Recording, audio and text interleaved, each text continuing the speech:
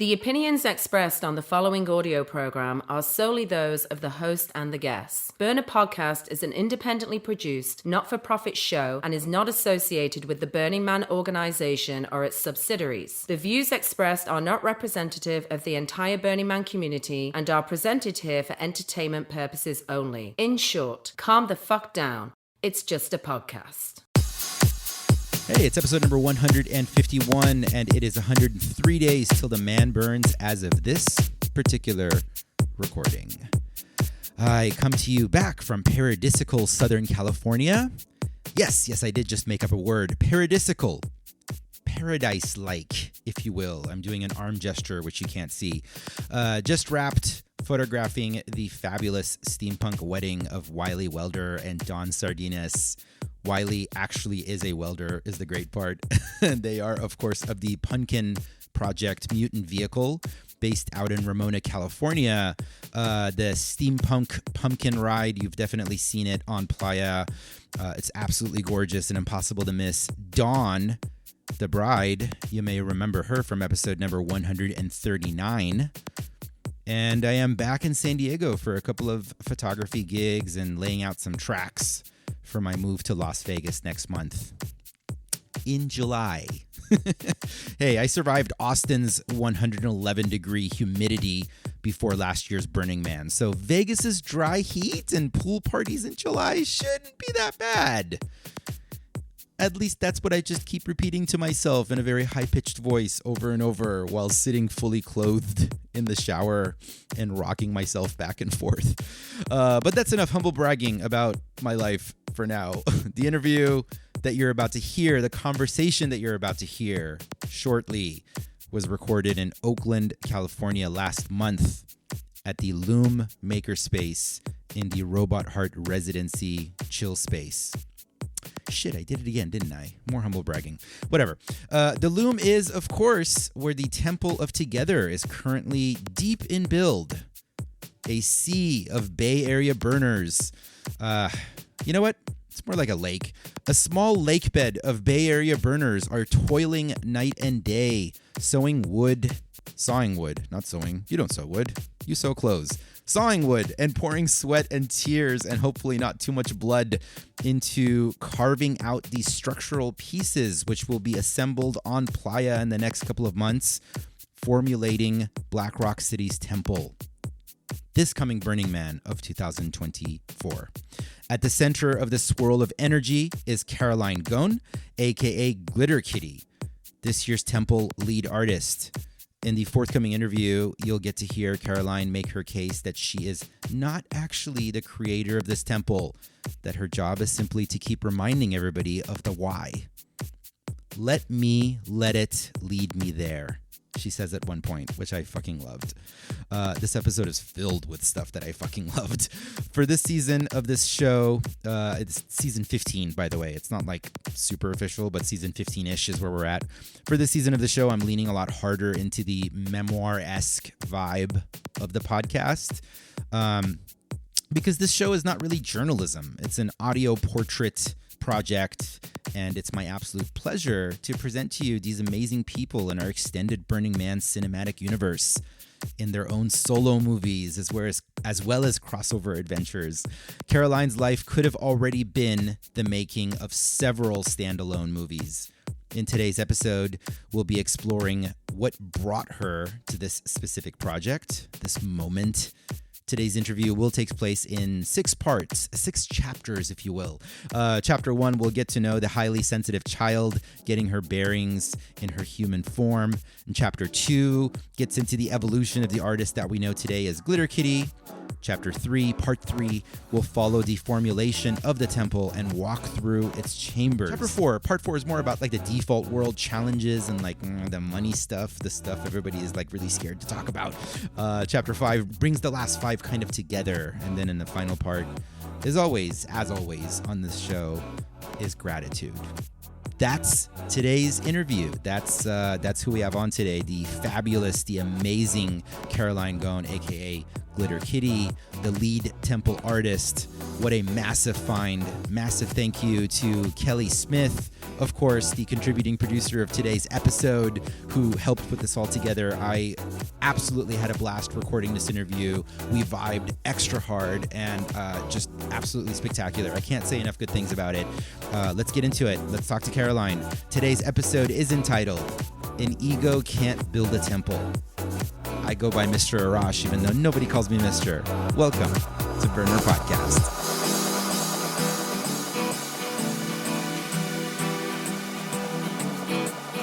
On the first part of the journey, I was looking at all the life.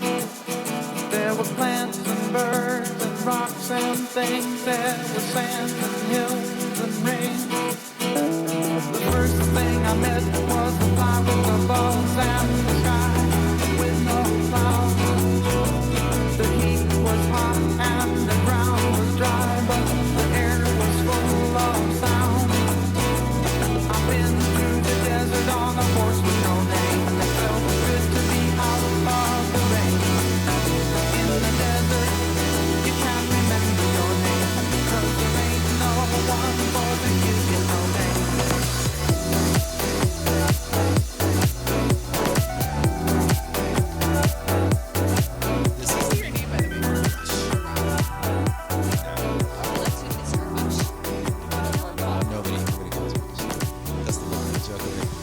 In the opening, I say I go by Mr. Arash, even though nobody calls me Mr.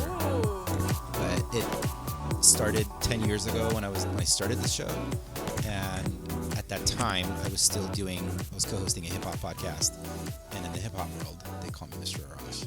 So when I came in here, I used the same intro, and then little by little I transitioned more to being here, and then I stopped doing the other show, but then this intro stayed on. Oh yeah, no, but look candid. I want to start. Do mic checks for me, Ashley. Do a little talking. Hey, Arash. Talk to me about mammals. Mammals. Describe the room. We're in the Robot Heart Lounge. It's very cushy. Lots of amazing textiles. Speaking of textiles. Yeah. We've got the temple to the temple of the heart back there. The temple to the temple of the heart. Exactly. We've got the temple to the temple of together in progress. It sounds like you're dropping a rap right now. I was saying like this might. You said hip hop podcast. This might go in that direction. I want to start with the opening hook of the story. I want to know where Glitter Kitty was born. I don't know. Was there like a moment you became Glitter Kitty? Was there a switch to that? How did that name come about? And then we're going to go back and get to know Caroline. So everyone has a playa name, anointment story. Yeah. Mine's very banal. It was the year of caravansary. At the man base, they had these basically spinning wheels that had adjectives on them and like nouns on them and just all these wacky words on them. And I didn't have a playa name yet, even though it was my second burn. And so I went over there, biked over there with a friend, and decided this is how we're going to pick a playa name. So I spun the first wheel, Glitter, spun the second one, Kitty, and that was born. Yeah, it's that simple. It's so funny. As I'm hearing the story, I'm like, this is going to be endearing yet anticlimactic. That's exactly right. I can't vouch for the endearing part, but the anticlimactic part, could have told you that one. Yeah. Could have warned you about that one. What year was that you said? 2015. Was it 2015 that was caravansary? All my like burner historians are gonna get up on me if this isn't correct. It's all kind of blurred together for me at this point Same. anyway. But I'm kind of just amused by that because like you had Glitter Kitty is listed as your public facing Art name. Yeah. And I was half expecting that to have been something that manifested before Burning Man. And it turns out it was in the dust. I love it. Sometimes I can be an overthinker. And I had this whole experience of being like, oh, what creative moniker do I want for my large scale art? And I went back and forth on so many different ones. And then I was speaking to a friend and he was like, your playa name is pretty cool. Yeah. And it was given to you. And it's just like kismet, go with it. And there was something really relaxing about that choice having been made for you or like by the universe or however you want to interpret that. Totally. And I just was like, yeah, that's great. Let's go with that. How about it be easy? Yeah. No, I hear you on that. The immediate thought that I know exactly what you're describing. The overthinking, the spending pages and pages analyzing things, and is this the right thing? I'm waiting for a sign from the universe. I want a signier sign from the universe. I want a signier sign for the universe. Enough of a sign I've from the definitely universe. had that one before. Yeah. But yeah, sometimes we put together these frameworks and structures, and they basically, I don't know, I guess it's kind of like shibari. Like, it just feels good that you're somebody else is making the decision for you. Well, that's good. I want to go back to your upbringing. Let's get like a kind of like a quick 10-ish minute-ish kind of recap. Wow, 10-ish minute-ish is a Yeah. lot. I don't know about There's that. a lot of but we'll issues throw there. away. Yeah, but I want to start like where were you born? Where'd you grow up? What was early childhood like? I was born in Rio de Janeiro, Brazil, and I spoke Portuguese for exclusively for the first 3 years of my life. Then my family moved to South Carolina, and I learned English. What took you to South Carolina? My dad was working for a company that had a branch in South Carolina. So he started out as a manager. He was working on like auto parts, and then they moved him to another office. So we ended up going there. How old were you? I was 3. Okay. And then Do you remember it? I don't really remember it. I was told that I had early childhood alopecia and lost all my hair when we moved to South Carolina. Oh, wow. So I don't think I loved it at first. I'm going to go with I don't think I liked it very much. Yeah. But I don't remember any of that. Just remember the stories about it.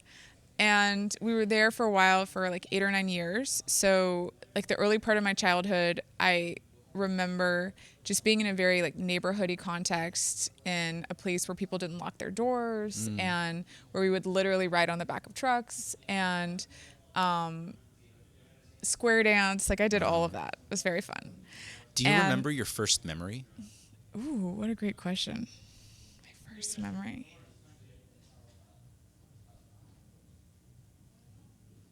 It's I'm just going to talk so the listeners don't think we stop talking.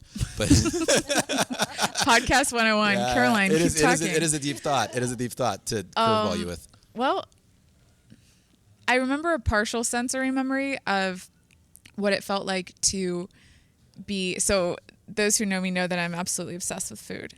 So it makes perfect sense that my first sense memory is associated with eating something. But it was just like the memory of like squeezing a really, really warm loaf of bread in my tiny little fist and being under the sun. So it's this memory of being like hot and like feeling the sunlight and also smelling what that smelled like. But it's a very partial memory. Right. It's like 40% there. And I was probably 3. Some part of that narrative is connected to some awareness that you were, I don't know, not from that area. Like, did you have any awareness of that? Or was this all stuff that was described to you later and you look back on? It was all described to me later and I look back on it. So I've moved around a lot in my life. After that, I went to middle school in France, and then I went to high school in Japan, and then I moved back to the US for college. And I started to, what that did for me moving around so much, it gave me the experience of starting over and over again as a child. And there are advantages to that, and there are disadvantages to that. I've only ever experienced what I've experienced, but I find myself feeling this sense of like when I interact with someone who's like lived in the same place their whole life and has the same friends that they've had growing up, I feel like, wow, that would have been a really cool experience. I wish I had experienced that. On the flip side, what I did experience was feeling really bonded with my siblings, because there are 4 of us. And when you move, they're your closest friends, and like they're the constant in your life. And you get more connected to them than I think you may have otherwise gotten if you had your friends and you were in the same place. So Yeah. I feel super bonded with my siblings. And I've met so many people with so many different personalities. It's really given me the ability to take things less personally, because I've clicked with people. I've really not clicked with people. I've realized how random some of that is. And growing up, I was a really sensitive child. Since I've been diagnosed as HSP, for the listeners who don't know, that's highly sensitive person. Yeah. So like my nervous system is kind of set up in a certain way. I react metabolically to medication in a specific way. And it's given me a lot more awareness of some of my medical history and just like my experience as a child and as an adult, my sensory experience. But it was just really helpful growing up to have like siblings who were like that core constant for me and who were a mirror. And I appreciated that experience. And also because I met so many different people and because I was able to take interactions a little bit less personally, it gave me more perspective as someone who is HSP. Right. So there's that. Yeah, and there's are you familiar with Dragon Ball Z? Vaguely, but I'm not going to be able to get like really technical. No, about I'm it. also vaguely familiar with it. Okay, just checking. There's just like a reference that I just randomly ask people that on every episode. No, the thing that's kind of popping out to me is I have friends who are super fans of the show, and they were telling me that like one of their favorite stories was one where the main character, martial artist, goes to another planet that has extreme gravity. It's like 800% more gravity. Okay. So he learns how to fight on this other planet and then comes back to Earth or whatever, Cool. where it's like normal gravity, and he's like way more powerful. Totally. Because he had to so a lot of what you're describing is I like love making me that. kind of think about that, like the superpowers that you develop from moving around a bunch. Totally. And HSP, like those are both heavy things to carry. Thank you. I feel like I shifted my relationship to them probably in the last 2 or 3 years as an adult, being able to have perspective on not taking things so personally again, and really just having done enough of my own work to better support my nervous system, better get to know myself. Before we started this podcast, you and I were joking around about getting to know your body and really just understanding basic mammal characteristics and understanding your own blood sugar and sleep cycles and how much they affect your experience. And I have so much more appreciation for that, and I think respect for that. And what's interesting now with Temple is that I'm integrating that knowledge with a timeline that's a marathon, not a sprint.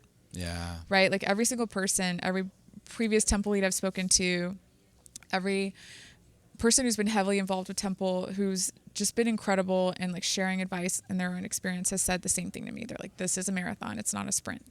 It's very short. It feels like a sprint, but it's not. You've got to take care of your body. You've got to pace yourself, and you've got to have something in the reserves for that last finish when you're on playa for that last month. Yeah. So I view this as a ceremony in many ways. First of all, we can get back to that. But one of them for me personally is really integrating my awareness of my body and how to take care of myself and honoring that, but also honoring my responsibilities towards leadership for the Temple and balancing and harmonizing those at all times.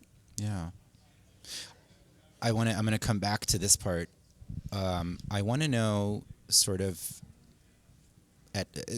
I'm looking for like a specific moment or story where you embarked on the thing that would eventually become this chapter that we're in. And I mean, that involves art making, developing sculpture. I know that I went into your bio and I was looking at like some of the other stuff that you'd worked on in the past years that have led to this. So I want to kind of like cover that timeline a little bit, but I want to go, I'm kind of imagining young adults possibly. I'm envisioning maybe what it looks like around college age. You mentioned that you were the first woman in your family to go to college. Like, is there a story or a moment there that kind of like kicks us off to this chapter? It's so funny that you're asking me this question, because this is part of what I'm honestly seeking to understand through this process this year. You know, when the idea for the Temple of Together emerged for me, and this tends to be the kind of relationship I have with my creative process, which is like, I have a feeling, I have a sense that there's something that I want to be exploring and following, and it will start to rise to the surface, but it will feel blurry. And then I'll basically be seeking it, and it'll be leading me through a process. So when I built my first large-scale art piece, Disturb My Slumber, in 2022, I saw it. I was at the Rogue Burn, I looked outside, and I saw it. Like if it were there. And it was like fully formed, and then I started forgetting it immediately. And so I felt this sense of urgency, like, oh, I've seen this thing, and now I want to translate it into reality. I feel called to translate it into reality. So let it lead me there. And in the process of doing that, I learned how to run a large-scale art project. I learned how to manage a build. It was my first burn piece. I learned how to assemble a crew and learned how to translate some of the things I had learned in previous projects to how do you motivate and inspire a crew of volunteers. And I have this almost mystical relationship with my art where I feel like it has, I'm in dialogue with it. Like it's emerging for a reason, and I'm learning something from it, and I'm teaching it something. And so Temple feels very much the same way for me this year. It emerged out of this intention around integration. And the first thing that I felt was this word together before I even saw it. And I didn't know what it meant. And I definitely didn't feel like it related to a temple. It was just this like abstract word that kept floating in my mind whenever I would think about temple and the grant that was coming up and whether or not I wanted to apply. And then when I sat down and I started to see what it could look like and translate that in the doing, in the ceremony of creating that grant and in doing that, I realized, and I started smiling to myself because the universe is so perfect when you start to peel away the layers and look at it like this. Wow, I'm integrating so much right now that I've been searching for, exploring, uncovering, bringing back into my life. And that's what together means for me. And oh, by the way, in doing so on an interpersonal level, I'm able to now do it on an intrapersonal level. So it's this like microcosm of what I'm doing from an integration standpoint is the macrocosm of how I can show up for other people. Yeah. Right? It's that old expression, you can't party with others until you can party with yourself. Yeah. So you can't like fully be with others in their integrity. I had not heard that expression, but that's my new favorite one. It's so true though. Yeah. Right? Have you ever been in a really awful mood and Yes. you have a friend's birthday party that's coming up and you're just sort of like, I'm not even in a place where I could enjoy myself right now. How am I going to enjoy other people? Yeah. Right? And I use that as a silly example we've hopefully all been able to relate to at some point. I certainly have been able to. But I think the same is true for everything. Yeah. And so for me, what I'm learning through this whole experience is Temple this year is a ceremony and integration for me personally.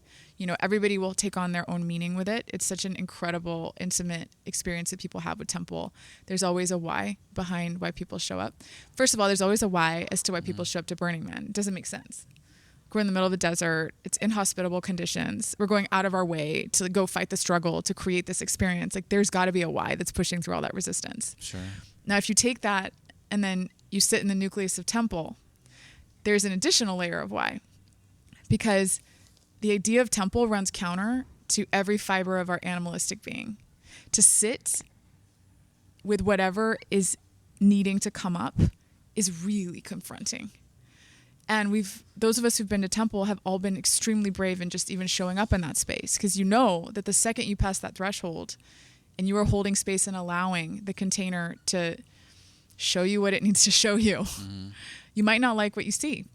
It might be uncomfortable or difficult. There might be grief that you haven't addressed. There might be anger. There might be intention. There might be sadness. There might be regret. There might be also celebration. There might be intention and wish setting. There's so much that'll show up, but you don't really know, and that's scary. Right.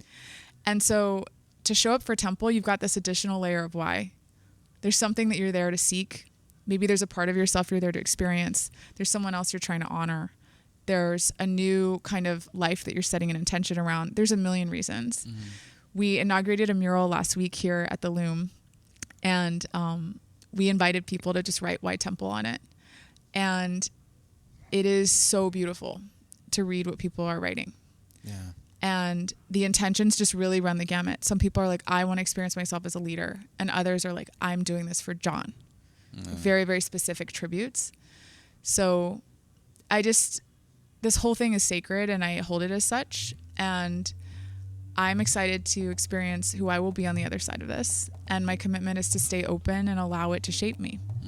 As a leader, as a person, with all these people I'll meet, every single person is imprinting on me.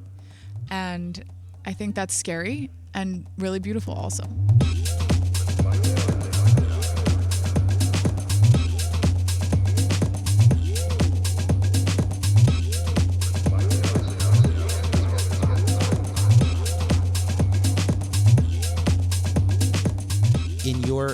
In some of your narrative and story, it references working through multi-generational trauma, and this journey started long before Temple, because like to pull together the guts to go after this level of project, I want to know what happened in the meantime that built up to that. Do you remember perhaps the first time that you took a leap that felt similar to this, that was at this level of putting yourself out in front of people? Yes and no. So Temple is its own catalyst, and it's on another level. Sure. And I'll unpack your question, maybe starting a little earlier in the question around the multi-generational trauma and that whole process. So I hope it's not lost on everybody who's listening that we've got two Middle Eastern Aquarians talking to each other about freedom. So it's just really perfect the way that this is lining up. It depends how far back you want to go. You know, I'm alive at the same time as my female lineage. You know, I look at it doesn't take much to look back. I look at my grandmother. She's alive. God bless her. She was arranged married at 15. Yeah. She wasn't able to be fully educated. She still is not really educated to the level that is reflective of her innate intelligence. And she lived through several civil wars. Like, she grew up in Lebanon and lives there now. Government that's a completely failed state. It has a number of issues with corruption and currency devaluation. Yeah. And she experienced her family being displaced, dealing with violence on every level. And she's alive. You don't have to look very far. And I look at her and I'm so fucking lucky. You know, I chose the partner that I'm married to, first and foremost.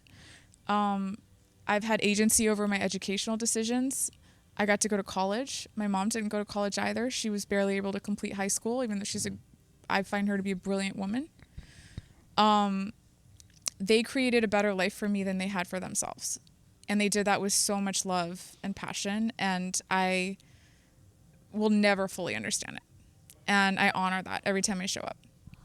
I honor the fact that I get to choose my creative expression, that I can speak freely, that I live in a country where I feel a little more safe.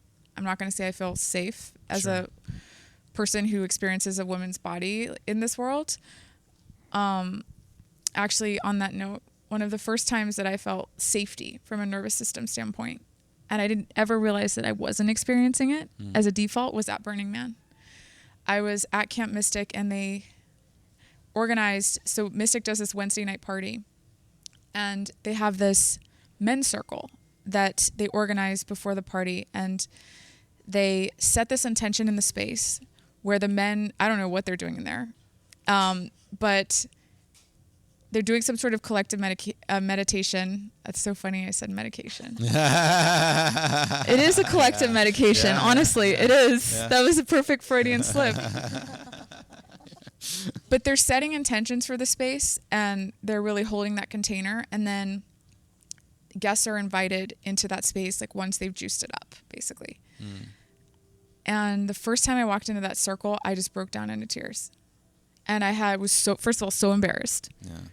Because I walked in there and there were like 40 people, and I was just weeping. I was like, God, get it together, Caroline. What is this? So I was super embarrassed, really not understanding what was going on. It took me maybe a few months to get it in retrospect. Yeah. And what I realized was happening was my nervous system picked up on this sense of protection and safety, and I dropped this vigilance that I've been carrying my whole life, maybe in past lives, or maybe I'm carrying it from my mother and my grandmother and her mother, who knows? Yeah. But I felt this like brief reprieve, and it was enough to like bring me to my knees. And I'm so grateful. Like, that's an experience that I've only ever had at Burning Man. Yeah.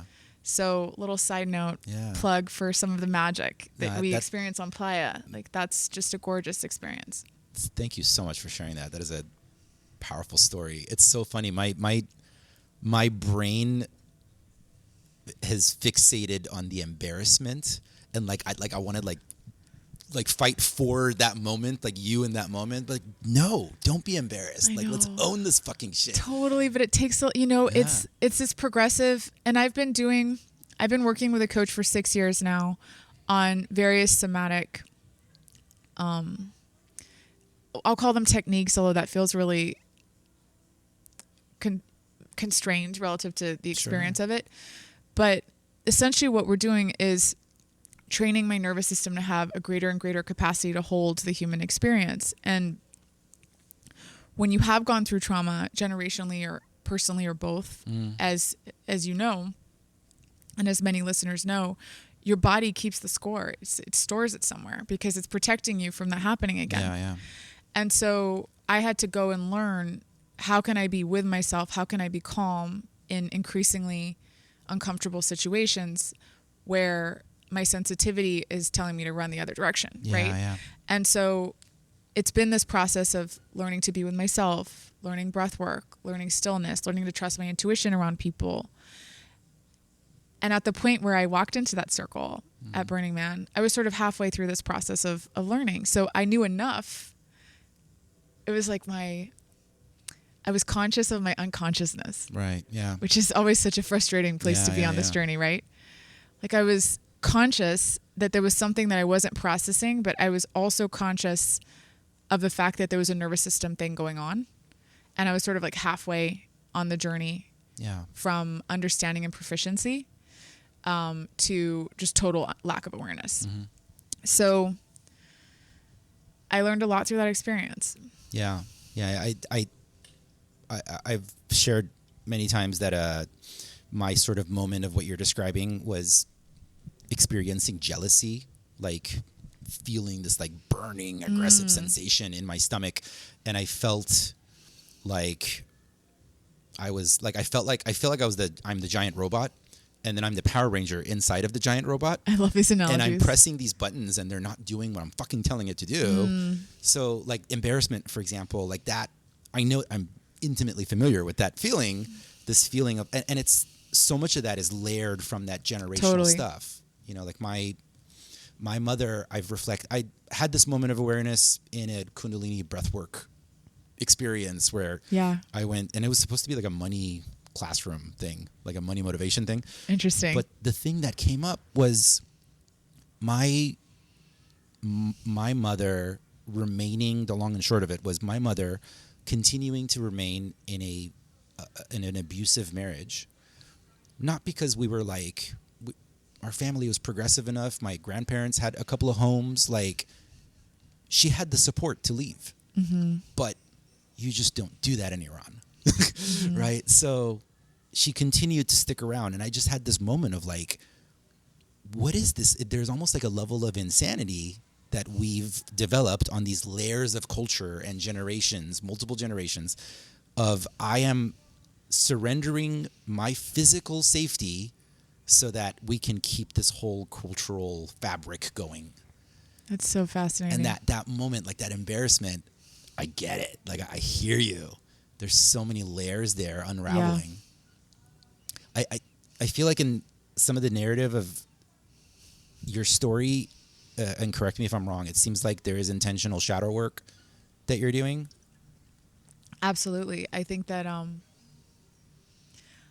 once had this conversation with a person who is an intuitive. And she sat down with me, and within like a second of us starting the conversation, she's like, "Ooh, dancer in the dark." I was like, "What are you talking about?" And she's like, "You're here to learn how to dance in the dark." Wow. And first of all, my first reaction to that was I was terrified of the dark until I was about 10 years old. I couldn't sleep in the dark. Had to have the lights on all the time.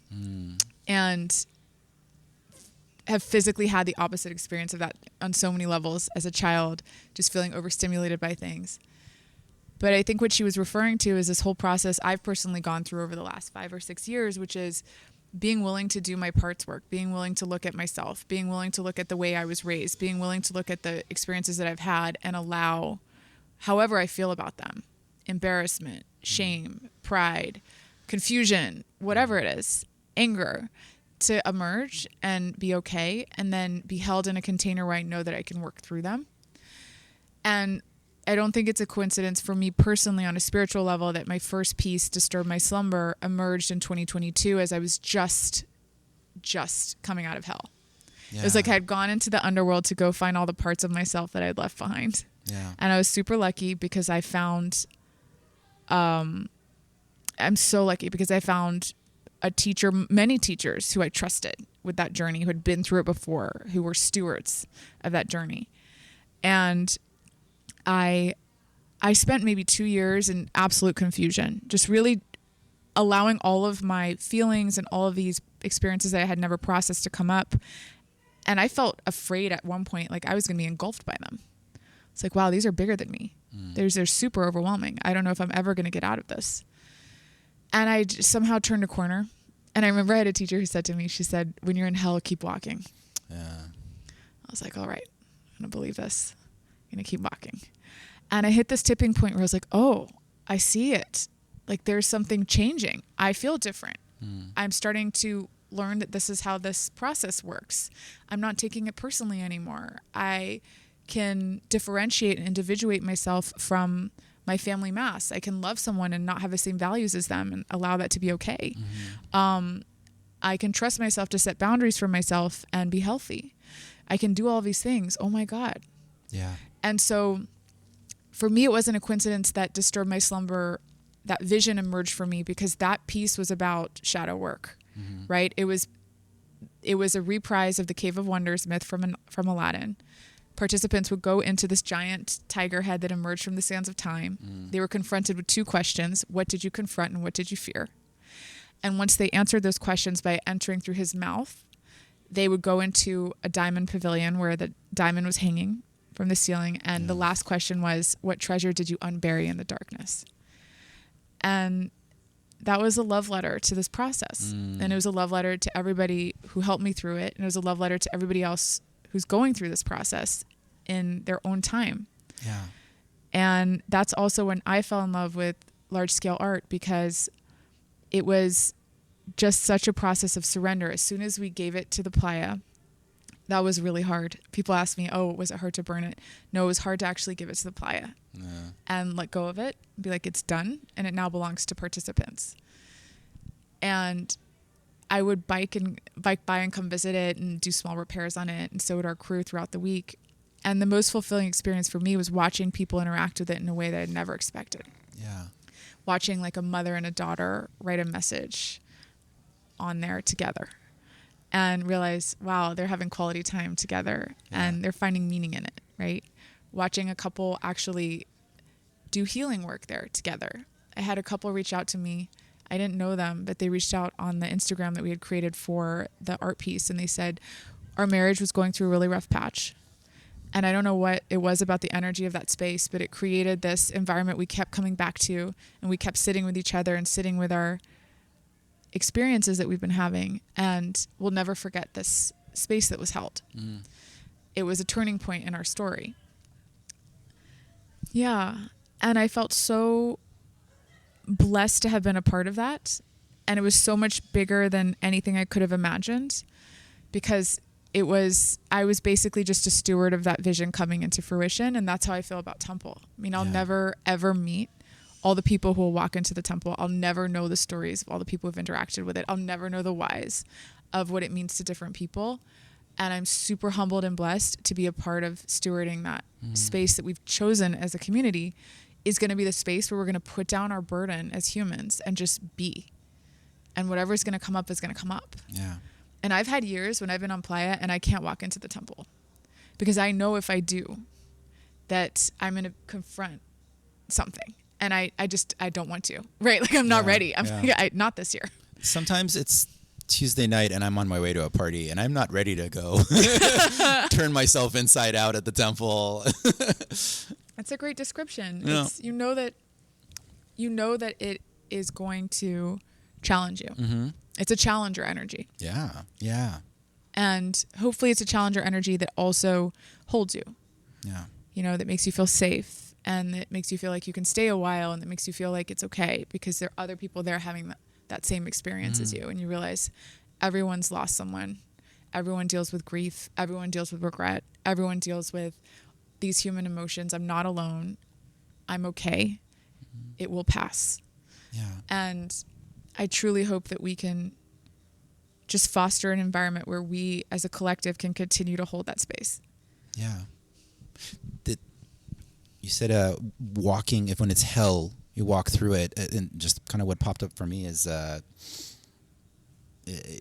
an awareness that I had years ago from a lot of reading was that when we are experiencing a tolerable discomfort, we'll deal with that like forever. Totally. Yeah. Pure hell, you're motivated to change. And I was like hearing your story, and I'm like, it's a painful gift, but that's what the HSP was. Like, being a highly sensitive person, you were experiencing pure hell at a level that most people wouldn't. Most people are like, this is uncomfortable, but fuck it, I've got, blah, blah, blah.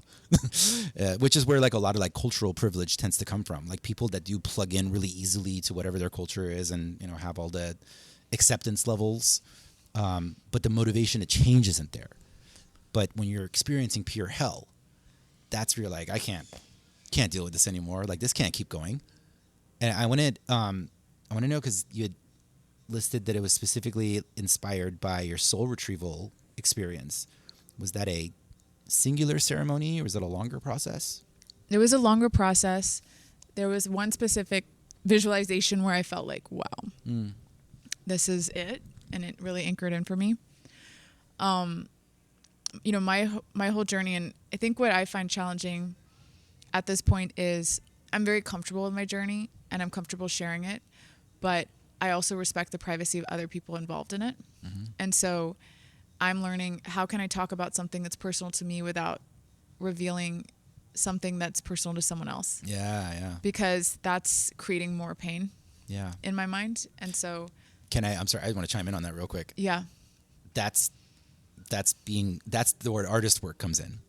Like, as an artist, because if we're just talking about other people's stuff, it can turn into gossip, basically.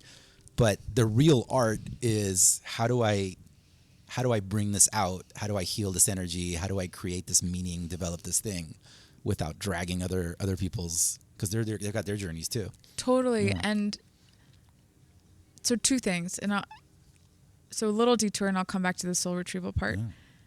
I think I got far enough in my process where I went through many phases, and I think there's a very healthy and important phase for people who've been through the type of experiences that I've been through, where you feel anger because you need to have anger to give you enough energy to set a new boundary and to separate yourself from whatever it is that's causing you pain or abuse. Yeah. If you don't have anger, you don't have the activation energy. It's a really important emotion, and I used to be afraid of it, especially as a woman. I used to feel like I couldn't express it. And then I learned anger is really important. Anger is the fuel of the spiritual and soul retrieval journey. Mm-hmm. Because otherwise you just feel like crushed by the exhaustion. Yeah. And anger like powers you through it. When it needs to be expressed. Mm-hmm. It just needs to move. It's movement. It needs to move. And one other one before we go back to soul retrieval is your point about jealousy. So I shifted my relationship with jealousy when I read Julia Cameron, The Artist's Way. Oh, yeah. She has that whole chapter where she's like, jealousy is really important, you guys. It's a really important barometer. Stop taking it personally and stop thinking that jealousy is actually about the other person you're projecting it onto. Neither are true. All it is a signal that someone else has something that you really want and that you're not giving yourself. So just use it as a sign that there's a missing piece in your puzzle. That's it. Don't think too much about it. Don't kick yourself for feeling it, and don't also actually fall into the falsehood of thinking that other person deserves that feeling. No, they're just an avatar that you're projecting an unmet need onto, right? Yeah. And so I was able to just start to depersonalize a lot of these sensations, be like, oh yeah, I have experienced jealousy. Oh yeah, I am angry about this. And that's okay. Because if I just keep moving, this feeling has an arc, and at some point the arc will end, and there's something at the end of it that I need to learn and integrate, right? So going back to the soul retrieval thing, for me and my journey and the particulars of my journey, and everybody has their own particulars, but the particulars of my journey and my experience in my body were such that I think maybe around the age of 8 or 9, I kind of left my body, because I felt like if I'm going to stay here, like on this planet, and be sane, then I can't be feeling all this. Yeah. And I don't have the tools to process it. And I don't understand it, and it's blowing up my circuits. So the best thing I could do is just park it somewhere far, far away, under lock and key, where it can't haunt me, and then move on with my life. And then by the time I was like 22, I was really physically sick. And I started getting into the whole Louise Hay, you can heal your life, and the body keeps a score, and all of this fun stuff, and realized, oh boy, everything is tracked somewhere. You can't just do that. You can't take parts of yourself and lock them away and not pay a price. And I don't mean that in like a scary way. Yeah. I mean that in a like, your body wants to be integrated with your spiritual experience, with your physical experience, with your intellectual experience. Separating it never works for long. Like that's where disease comes from. And so I was so deeply uncomfortable in my body, health-wise, that I was forced to turn towards the source of what that discomfort was by the time I was in my early 20s. And I didn't even know that I needed to go through a soul retrieval process for a few more years, because I actually had to heal my body enough first to have the wherewithal to then look inward spiritually to be like, wait a minute, I don't get it. But now I eat healthy, and now I eat organic, and now I drink water, and now I go outside in the sun, and I sleep 8 hours a night. And I still feel these things. So there's another layer of the onion that needs to get peeled, and so on and so forth, all the way down to, God damn it. Yeah. There's like some serious work that needs to be done here, right? But I'm a lazy person.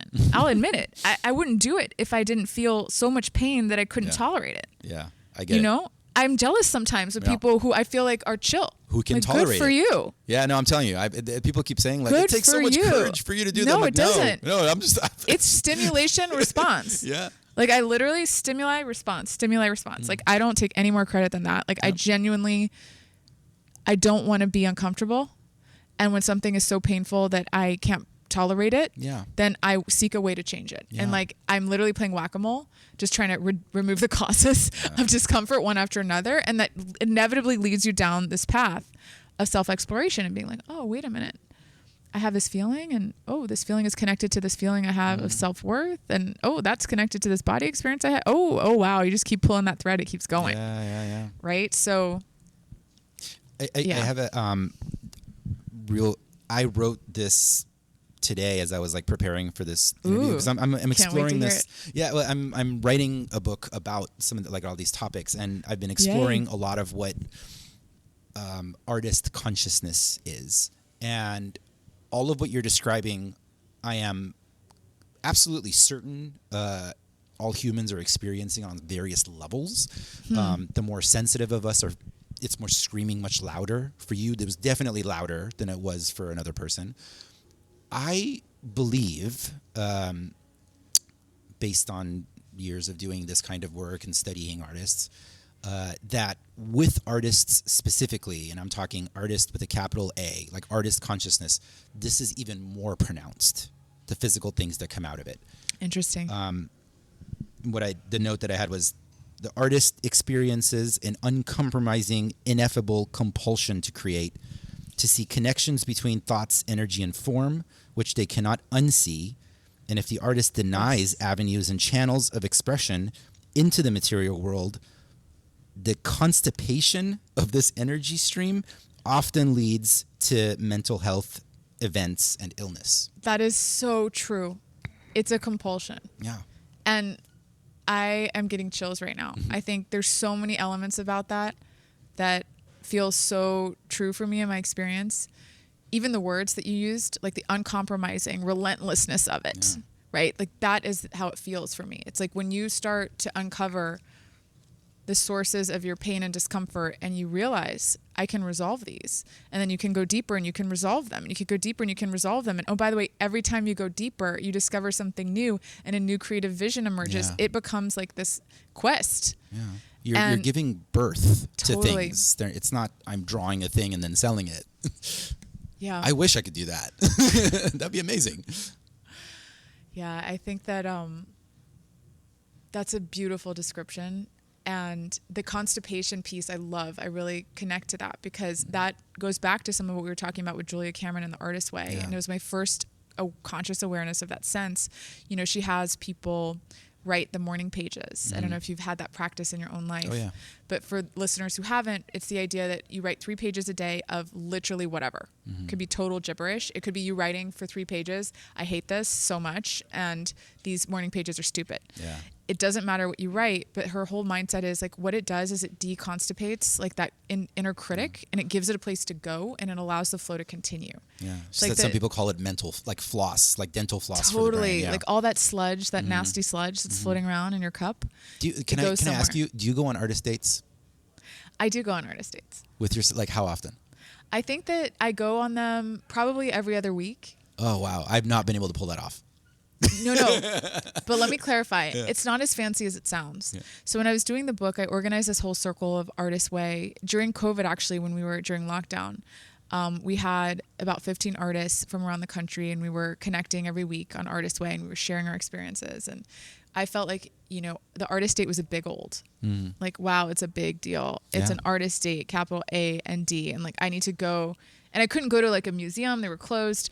Right. And so it felt like a huge deal and like very stressful and like very grandiose. I was very grandiose about it. Artist days, so hard. Yeah. And then I was working with a coach who I studied Tantra with. And she was like, it's not that hard. Like, don't make it so hard.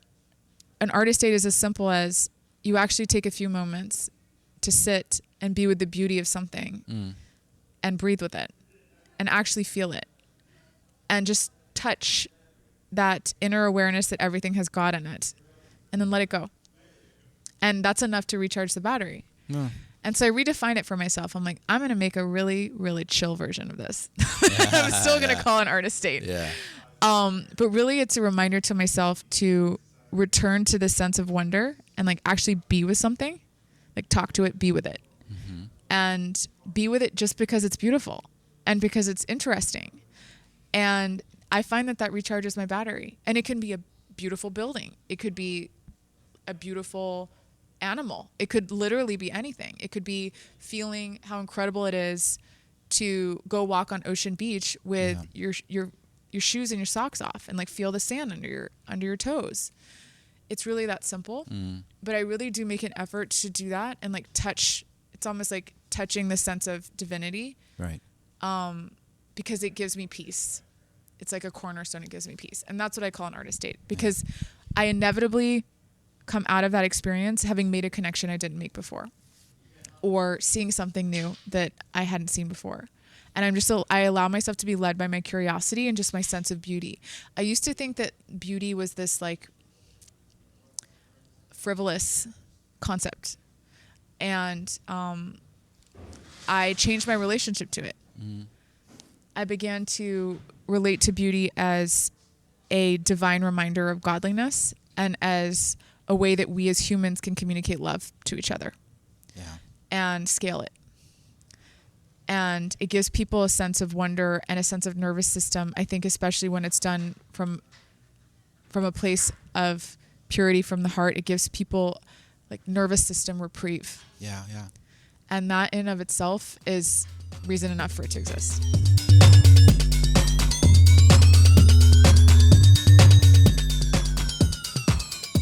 I think the temple is much bigger than me and much bigger than what my tiny little cute human ego can handle. So I like to think of it as I just happen to be the steward and it came through me and I don't fully comprehend it. And I hope that for every single person who walks into it, it feels as universal and as theirs as it does mine. So that's the first thing I'll say. Yeah. In terms of the intention of a temple, as it relates to my journey specifically, I really feel that what came through in my body and my mind was this idea of creating this sanctuary where no matter what you're experiencing as a person, it's okay. And I thought to myself, how do you transmit acceptance and integration through a structure? If I look at the inception of the design, it's based on the idea of togetherness. It's based on the idea of two hands joining together in contemplation and in unity. And for me, what that meant was having reverence for every single part of myself, having reverence for every single part of someone else, and hopefully inducing that sense of acceptance that that's all okay, and every participant who walks through that space. Yeah. So that's the first thing. The second thing is really respecting the body and the container for the human experience and doing what we can do to serve that container and make her feel comfortable and safe. So you'll notice that the temple this year has a number of different spaces for you to adjust based on your nervous system's preferences. You've got the central chamber where you can sit with other people if you're feeling like that's okay for you. Yeah. And you have benches, you have cushions, you're invited to stay a while. There's drapery and textiles. And the invitation there is to be in community if that's what your nervous system is seeking that day. Then you've got these chapels around that central area that are semi-private, where you can go and there's a screen door that you can close, and they're obviously welcome to everybody, but they create a little more reprieve from that central area that can be quite intense sometimes. And again, there's seating and there's cushions there and an invitation to stay a while. And so the implicit part of the design there is it's okay. Whatever your nervous system needs, it's okay. And however long you need to stay here is okay. Yeah. You're not in a rush. We're not here to interrupt you, and we're not here to judge your process. And then the last piece is we have these exterior shrines that are in the courtyard. And yet again, that's like one layer even further from the central chamber. It's outside instead of inside. It's open, but still protected from the sun at its most treacherous. Yeah. And there are benches, there are pillows. The idea is you're safe here. You can stay a while. You're still in the container of the temple. We're going to have sound at the perimeter fence, which we're really excited about because it'll create a soundscape upon entry into the courtyard and upon exit. That will also hopefully the intention there is to signal to your nervous system, you're safe.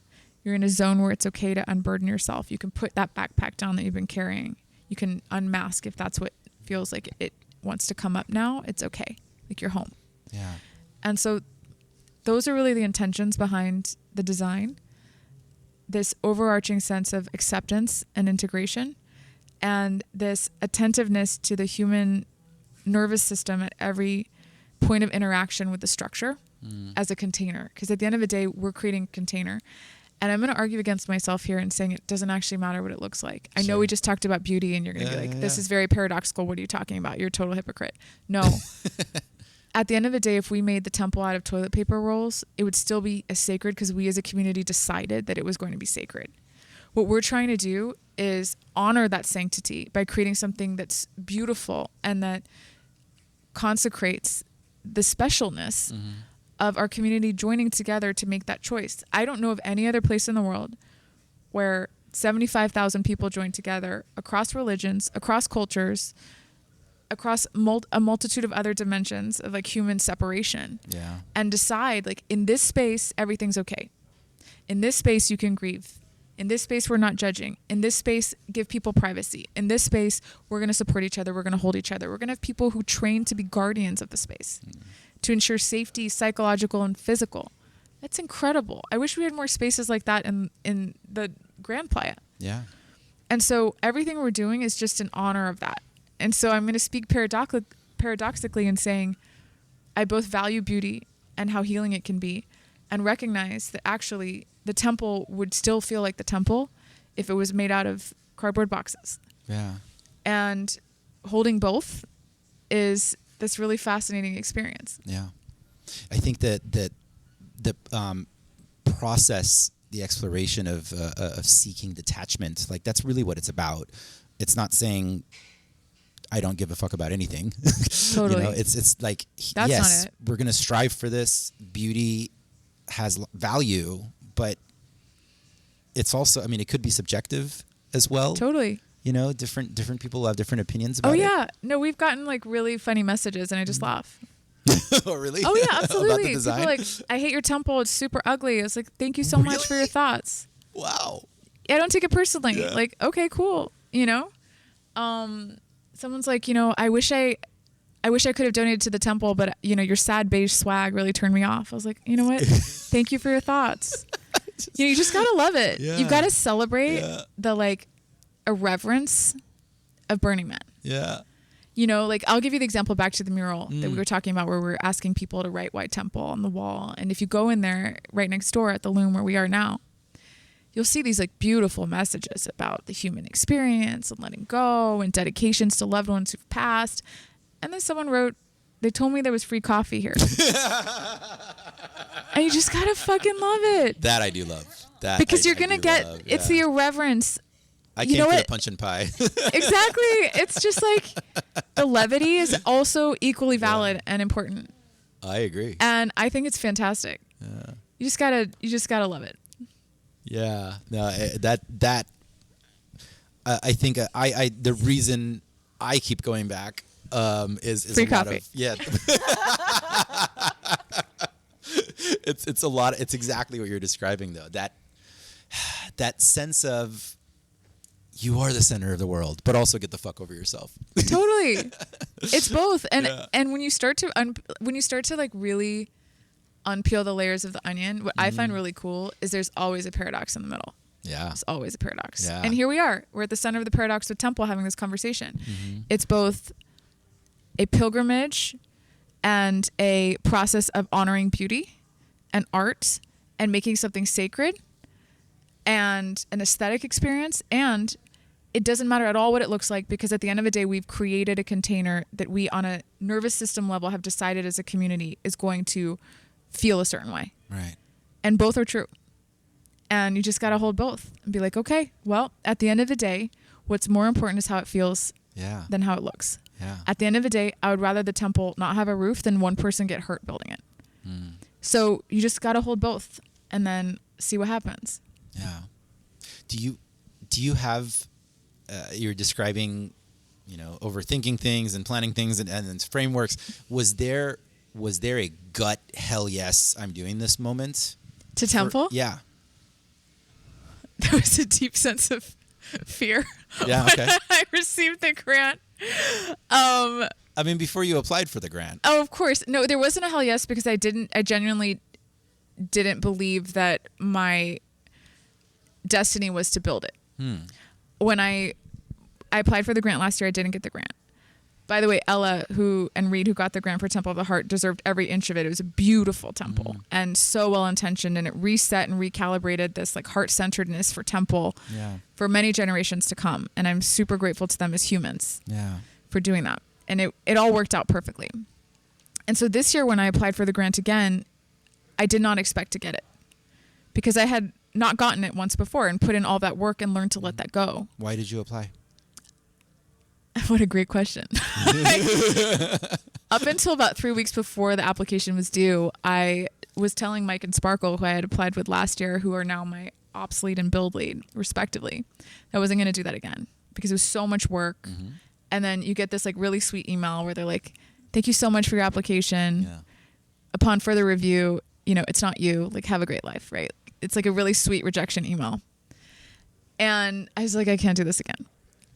And then this year, I just started feeling this sense of urgency, like the closer we got to the deadline, and the sense that I was cheating myself because I was afraid of losing again. And that's why I wasn't showing up. And I was like, oh no, that's not it. I'm not going to let that be the story. No. That's not okay. I need to upgrade this story.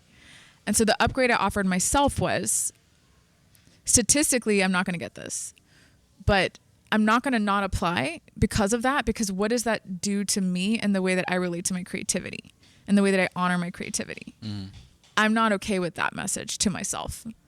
And so then what I did was show up. I'm like, I'm going to show up, but I'm going to show up in a way more chill way. And this is where it gets really ironic. So this year I was like 80-20, baby. Yeah. Last year I submitted a crazy budget. The line items were like really granular. I mean, we're talking about like looking up the price of different kinds of screws and brackets for the temple. And I realized like, I don't think this is necessary, and this added a lot of work. And so this year when I applied, I just really focused on what is the essence of what we're communicating. And those details, we can sort them out later. So as long as the budget is like within, 80% accuracy, let's go for it. Let's stop striving for perfection and then getting disappointed when, it doesn't land, right? And so ironically, this year I shifted my relationship to it, to like, let me focus on the essentials being how does it feel in this space, period, the fucking end. Right. And then of course, letting it go, being like, this isn't for winning. This isn't for getting something. This isn't for any of those ego, chit chats that we like to have, that I've certainly had as a person. This is for something else. This is for showing up and honoring a creative process and not allowing myself to not do something because it's going to feel uncomfortable to not get what I want. Right. That's not the kind of person I want to be. And so then that's how I went through the process. And then you got approved. And then I got the grant. Whole different thing. And then I was deeply humbled by that. Yeah. Deeply humbled by that, because then I was like, oh, fuck. There's a lesson here. Like, ding, ding, ding, ding. I have the opportunity to learn a lesson. And the lesson is an ego can't build a temple. And I'm going to have to learn how to fully surrender and be in my heart space while holding enough awareness to successfully manage and lead a project that needs to be safe and on time and have like 3D particulars like money and fundraising. How the hell do I integrate those things? Those are totally different frequencies. And I realized like, oh, that's what I'm learning through this process. Like that is the spiritual work I'm signing up for as a human, that I am allowing myself to be completely transformed by in the process of building this temple. Right. Yeah, I want to call that out, really call out one part of this for all the artists and creators listening, and even those who have never even been interested in bringing anything to Burning Man. I just mean like artists in general. The process of making a thing and then putting it out into the world is incredibly necessary for the whole journey.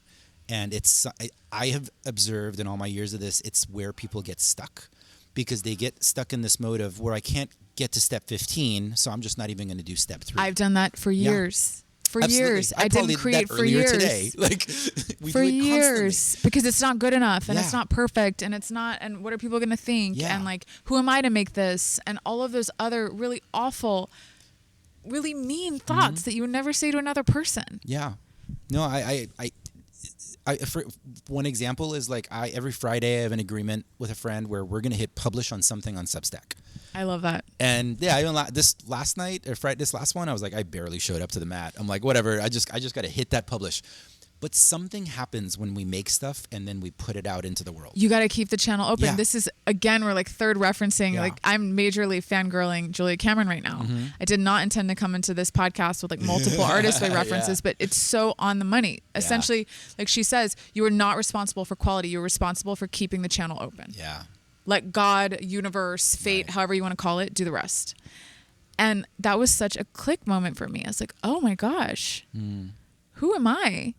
Like tiny little cute human with my little ego to think that I understand the implications of this and have this kind of control. This is ridiculous. Yeah. And actually it's really relieving to not. It's really relieving to be like, it so is. My job is to just keep the channel open and I'm going to make shitty art. And maybe if I'm lucky in my life, I'll make great art and maybe I won't, but that's actually not my problem. My problem is keeping the channel open, because if I don't, I know that I will get that sense of like spiritual and creative constipation. And I will probably get heartsick and die. Yeah.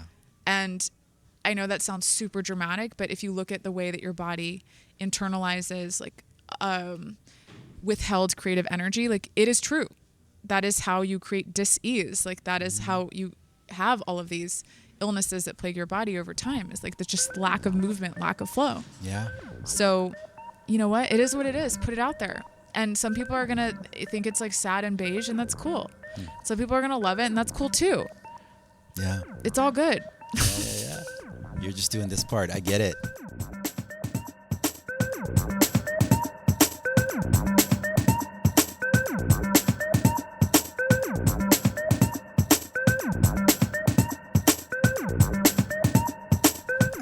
How is the build going?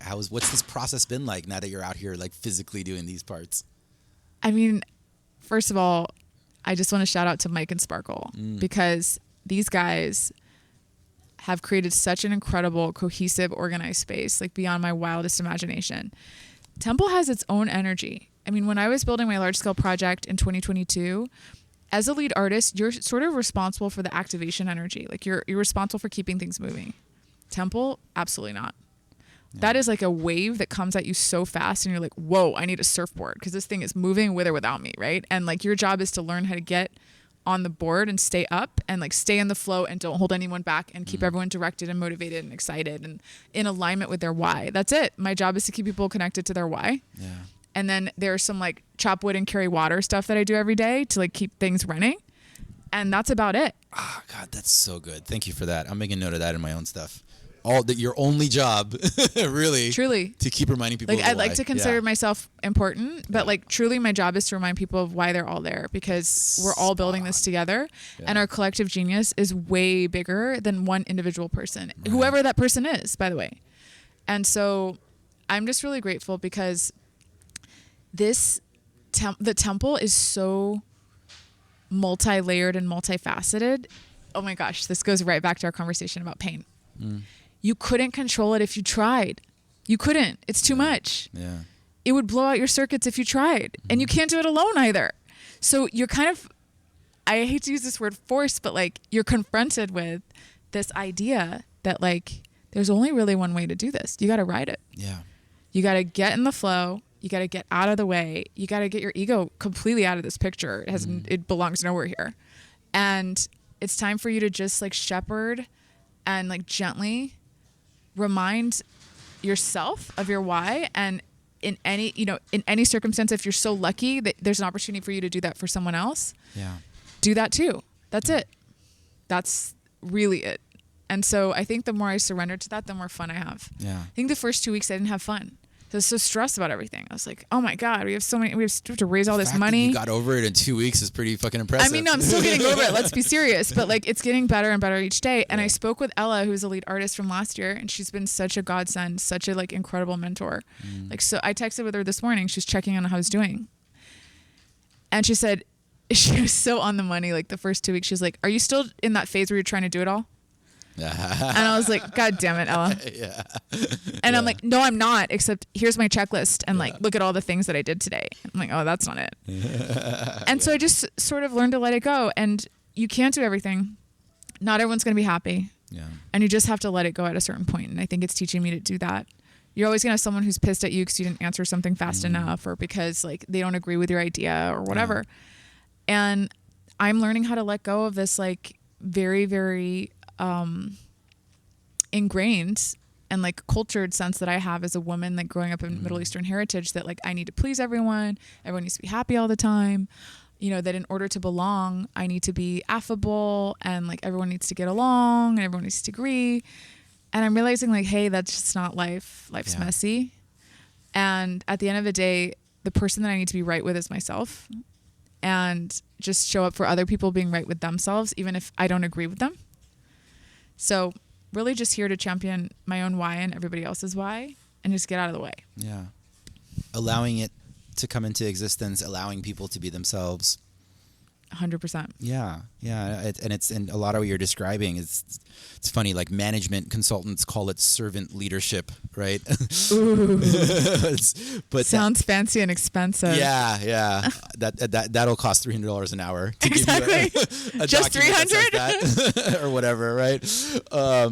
An hour.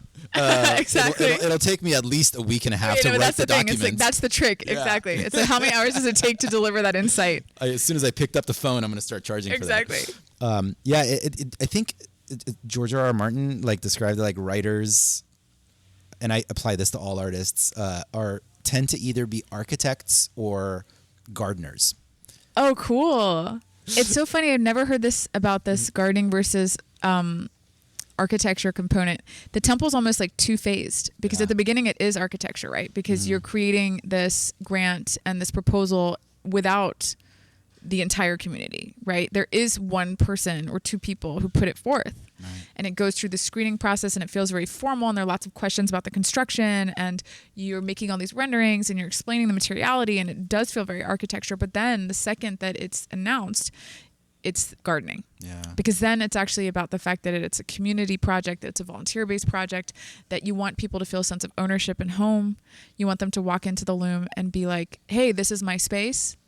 I had a really great example the other day where I walked into the loom, and there was a volunteer who shall remain unnamed, who was making coffee. And I was like, hey, good morning. And they're like, yeah, my name is so-and-so. And I was like, great, my name is Caroline. And they're like, yeah, who are you? And I was like, great, this is perfect. Like, this person feels like they own this space. It's fucking awesome. And I love that because it's just such a great example of like, you can design something, you can put it into the world, but then you let it go. It becomes part of everybody's consciousness. Everybody feels like they're co-creating it, and you're responsible for shepherding it so it can be safe and have the resources it needs. And you're also responsible for weeding out behaviors that aren't aligned with your culture. That's the other part of the gardening. Yeah. So we have values written on the wall. And the reason we have values written on the wall is so that we can have conversations if ever someone should come up with a behavior that is violating of boundaries or isn't respectful of self-care or any of those other values that we've established and we've put on the wall. So it does very much feel like gardening. Yeah.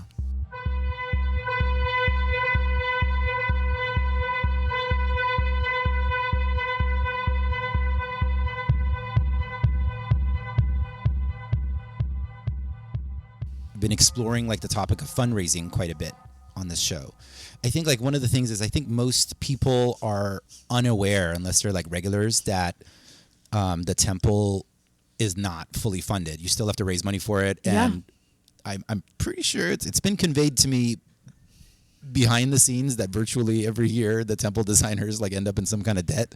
Oh boy, I don't know. I've not actually like looked at documents. This is just like conversation piece, right?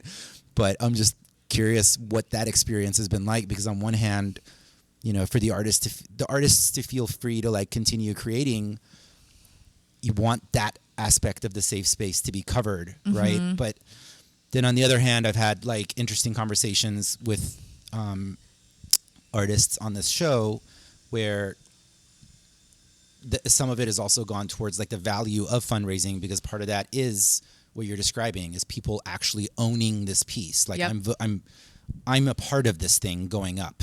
It's not just give me money so that this thing that I have nothing to do with goes up without me. I'm curious what you all have been experiencing here. I think you're dropping us right into the middle of a cultural debate that we're having as a community, because I've heard both. Yeah. I've heard on one end of the spectrum, it's really important that the temple be self-funded, that it be funded by the community and not funded by the org, so that it can feel like it belongs to the community and people can feel like they're imprinting on it and they can feel like they're dedicating the temple to an intention or to a loved one. Right. And that's very much the reason that the temple has been financed the way that it has been up until now, right? It's been that mindset. And then on the total other end of the spectrum, I've heard like, wait a minute, why don't we just add $3 to the price of every Burning Man ticket and pay for the temple? Yeah. And unburden the artists of this like crippling financial anxiety that they sit with for several months, because they're responsible for fundraising hundreds of thousands of dollars, and they don't receive that money until the end, essentially. And so there's a lot of stress and sort of unnecessary pressure that's put on the artists and on the team through that process as a result of that system and the way that it's set up. So let me talk to you a little bit about the realities of it. So Burning Man offers a grant. The grant funds about a third of the temple's expenses. So what that means is that the temple each year is raising hundreds of thousands of dollars from the community in a very short amount of time, while also addressing a very ambitious structural engineering scope of work with volunteers, some of whom have never used a tool before. And that's part of the point, right? Is that you're creating a learning environment and you're creating an inclusive environment for the community. So you've got three different factors that make it difficult. You've got a compressed timescale. You have builders who are at various levels of proficiency, right? It's not like you have a team that's been building these structures consistently and everybody knows what they're doing and it's a well-oiled machine. No, you don't. You have a mix of people who've been doing it for a while, and you have people who've walked into the shop and are like, I want to learn how to cut wood. You're like, okay, let's go, right? So you've got a compressed timescale. Then you've got this delivery, right, variable around how you're going to build this thing safely. Yeah. And then you add on top of that the uncertainty of fundraising and the timing around that fundraising and the timing around when you need to be buying supplies and paying really important invoices like your structural engineering or your transportation, which you have to do in advance. Yeah. I have to say, I think that it's a lot of pressure to put on an artist.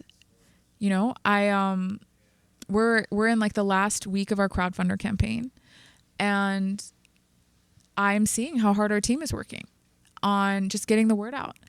And then there's this other piece that back to this point about HSP, I don't ever want to make someone feel uncomfortable. about donating to the temple, because that is completely against the entire ethos of the temple being an inclusive and safe space for people. If people feel like they have to donate in order to participate, then they feel excluded, or they feel less than, or they feel like, somehow you're drawing attention to their financial situation as being like the most important part of their contribution. And so we never want to create that discomfort for people. And so we're always treading this line of like, okay, how do we have crowdfunding be an invitation, not an expectation? How do we ask people to share with their communities, not ask them to donate? Because we don't know what someone's financial situation is. Right. And we've got to be respectful of that. And how do we balance that with getting the word out? Because we also don't want on the other end of the spectrum for people to be like, well, I never knew you were fundraising. I would have loved to dedicate this to someone. I would have loved to have this be my form of contribution. So you're kind of walking a tightrope. And it makes sense that you're walking a tightrope, because this is where the rubber meets the road. We have a community built around shared values around decommodification. But the reality of the 3D world is that we need money to buy lumber and pay for transportation and, and all of these other things that make the temple the temple. It's a structure. It's a 3D structure that exists in the 3D world. And so, of course, it's going to be edgy when two worlds collide. That's just, it is what it is, right? And there's going to be no perfect answer, and it just kind of is what it is, and you have to accept it.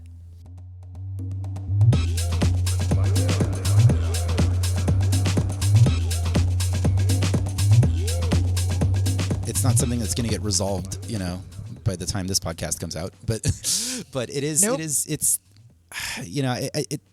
and I guess that does transition sort of like to the final thing that I did want to get into is it is a topic I continue to explore, because especially a lot of artists, we have a lot of baggage around money.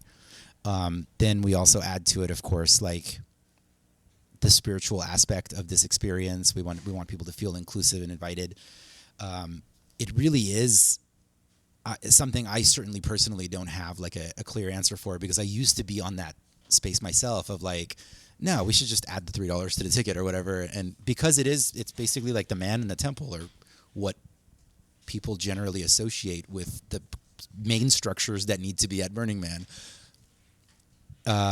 Everything, it would suck if other stuff wasn't there, but these are the main guys, right? So, but on the other hand, that's the thing that is part of it, is that sense of intentionality of people joining in that process and being a part of that build. I don't have an answer to it. I wanted to bring attention to how much I appreciate like the deep sense of gratitude that I have for you doing this, and for everyone on this team.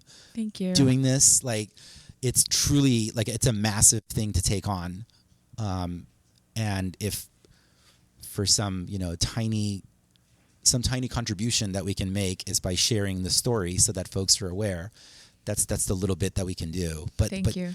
To express gratitude and appreciation for the work that you have done, and the work that you are doing, the work all of your team is doing here, the work everyone. I just walked in the room right now. Like, there's all these folks giving up their 100 weekend. people in that room. Yeah, they're in there working, know, and like all the money just goes to like buying lumber and stuff. Like, it's Pretty incredible. Not, nobody's getting paid for that thing, right? So it's a huge thing, and on behalf of the community, I would like to say thank you. Oh, thank you so much. That's felt and received. Yeah. And thank you for sharing your story. Thank you for all your openness and vulnerability. I personally really appreciate this conversation. Thank you so much, our contributing producer, Kelly Smith, for setting this up. Thank you, Kelly. This has been a super magical episode, and I'm excited to walk through the chambers in person. Likewise, there. Excited to see you all there and feel you all there, and just feel very, very grateful. This feels like an act of love. It is a love letter to this space that we've all co-created as a community. And I truly hope that is felt for all participants who enter the space. It will be. Thank you. Thank you very much. Thank you, all of you, very much. Thank you. Thank you. In the desert, you can't remember your name, 'cause there ain't no one for the you know name. Right after this interview was over, I texted Scott Froschauer. He's host of Build to Burn podcast and massive participant and artist and contributor and all-around amazing burner. I texted him just to tell him that Caroline is exactly the person we've been daydreaming would be building the next temple. Listeners, give the temple money. Share this episode, regardless of where you fall on the culture war of who should be paying for the temple. This year at least, in 2024, the money still does come from all of us. All the links to all the things are in the show notes, of course. The musical interludes, it's a hard word, are all produced by my manager and Burner Podcast's executive producer, Patrick Dillon Riley of Proper Concept. For bookings and inquiries, message Patrick at properconcept.us. I publish new writings on Substack. That's over at yesterdayiwasclever.com. That link will take you there. If you liked this episode, text it to 3 of your friends. We don't advertise this show, and any of the following that we have is built strictly on word of mouth from you, my dear listeners. All the links and all the stuff we've talked about on today's episode is over at burnerpodcast.com.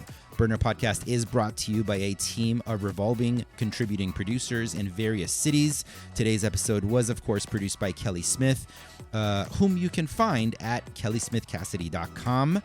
The Burner Podcast theme music, America's Horse with No Name remix, is produced by Joe Man. He is based out in Austin, Texas. No DJ set in today's show. I'm just going to wrap it. It's too good. It stands on its own. Until next time, love, light, and all that other crap.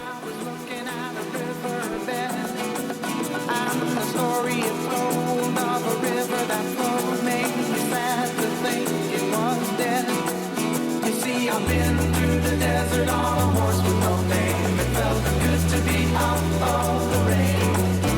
In the desert, you can't remember your name, 'cause there ain't no one for to give you no pain.